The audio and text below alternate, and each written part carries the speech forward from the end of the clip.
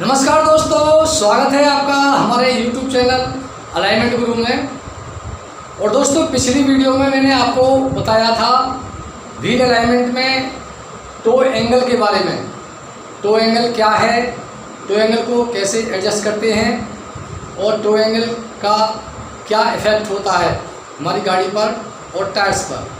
तो ये वाली वीडियो आपने अगर नहीं देखी है तो वीडियो आई बटन में मिल जाएगी, वहाँ से आप देख सकते हैं। और आज उसी तरह से हम बात करेंगे व्हील अलाइनमेंट में कैम्बर एंगल के बारे में कि कैम्बर एंगल क्या होता है, गाड़ियों में कैम्बर एंगल क्यों दिया जाता है, कैम्बर एंगल को कैसे एडजस्ट करते हैं और कैम्बर एंगल का क्या इफ़ेक्ट पड़ता है हमारे व्हीकल्स पर और हमारे टायर्स पर।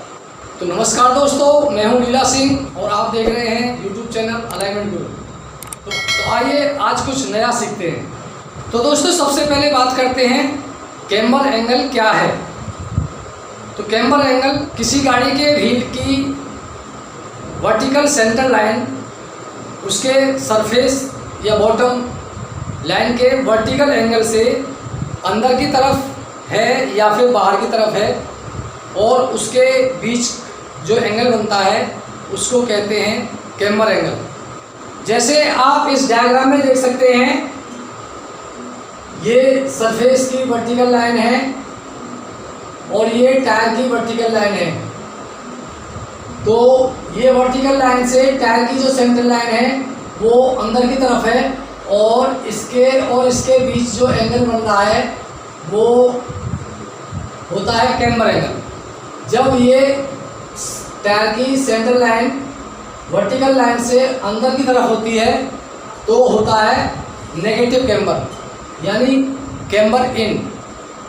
और जब वर्टिकल लाइन से टायर का जो सेंटर लाइन है वो बाहर की तरफ होता है तो वो होता है कैम्बर आउट या पॉजिटिव कैम्बर। और जब सरफेस की जो वर्टिकल लाइन है और टायर की जो सेंटर लाइन है वो एक होती है तो उसको कहते हैं zero camber angle.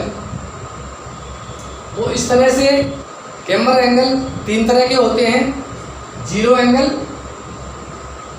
Negative camber और पॉजिटिव कैम्बर। तो दोस्तों, अब बात करते हैं गाड़ी में कैम्बर एंगल क्यों दिया जाता है।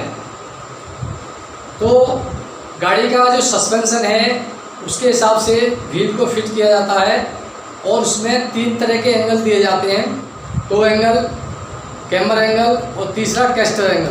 कुछ गाड़ियों में camber angle zero camber angle होता है, कुछ गाड़ियों में नेगेटिव कैम्बर होता है और कुछ गाड़ियों में पॉजिटिव कैम्बर होता है।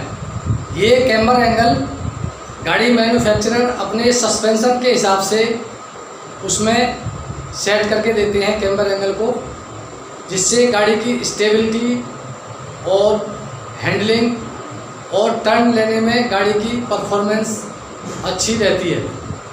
तो अब बात करते हैं कैम्बर एडजस्टमेंट की।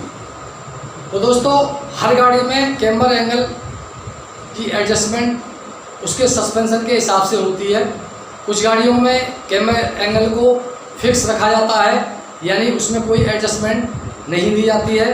तो कुछ गाड़ियों में कैम्बर एंगल की एडजस्टमेंट दी जाती है और उसे हम व्हील अलाइनमेंट में एडजस्ट करते हैं। तो ज़्यादातर जो कैम्बर एंगल होता है वो एक शॉकर का एंगल होता है। जैसे ये हमारा व्हील का एक्सिस है और ये शॉकर यानी सस्पेंशन पार्ट है, ये आपका सरफेस है। तो इस शॉकर का जो एंगल होता है वही कैम्बर एंगल बनता है। इसको एडजस्ट करने के लिए हर गाड़ी में अलग अलग तरह की एडजस्टमेंट होती है। जैसे किसी गाड़ी में शॉकर से इसकी एडजस्टमेंट होती है तो किसी गाड़ी में जो लोअर आर्म से इसकी एडजस्टमेंट होती है।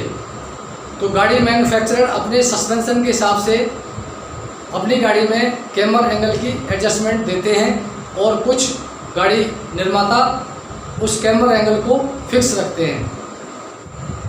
तो दोस्तों, अब बात करते हैं कैम्बर एंगल इफेक्ट की, यानी हमारे व्हीकल्स पर और टायर्स पर कैम्बर एंगल का क्या इफेक्ट पड़ता है। तो जब गाड़ी में कैम्बर एंगल 0 होता है तो टायर का जो ये बॉटम एरिया है ये रोड से पूरा टच होकर चलता है, यानी हमारी जो कॉन्टैक्ट एरिया है हमारे व्हील्स का वो बढ़ जाता है, जिससे उसमें हैंडलिंग गाड़ी की अच्छी रहती है। और अगर कैम्बर एंगल नेगेटिव में होता है तो हमारे जो टायर का है वो कॉन्टैक्ट एरिया अंदर की तरफ ज़्यादा होता है, बाहर की तरफ कम होता है। यानी ये आप देख रहे हैं ये कॉन्टैक्ट एरिया टायर के अंदर वाले हिस्से पर ज़्यादा लोड पड़ेगा, तो इससे टायर में ग्रिप बनी रहेगी और गाड़ी को टर्न लेने में स्टेबिलिटी बनी रहेगी। लेकिन इसका जो इफ़ेक्ट है वो ये है कि ये वाला हिस्सा इस पर ज़्यादा लोड पड़ेगा तो टायर का अंदर वाला किनारा थोड़ा जल्दी वेयर आउट होएगा। और उसी तरह से अगर पॉजिटिव कैम्बर है तो हमारे व्हील्स का ये बाहर वाला जो हिस्सा है बॉटम का ये कॉन्टैक्ट में ज़्यादा रहेगा रोड के, तो ये वाला हिस्सा थोड़ा जल्दी वेयर आउट होगा। लेकिन इससे हमारे जो रफ़ रोड हैं, जो हमारी गाड़ी रफ़ रोड पे ज़्यादा चलती हैं या जिनका रियर व्हील ड्राइव है उनमें इसका अच्छा इफ़ेक्ट पड़ता है। तो कैम्बर एंगल नेगेटिव और पॉजिटिव होने से गाड़ी में हैंडलिंग, स्टेबिलिटी और गाड़ी को टर्न लेने में आसानी रहती है।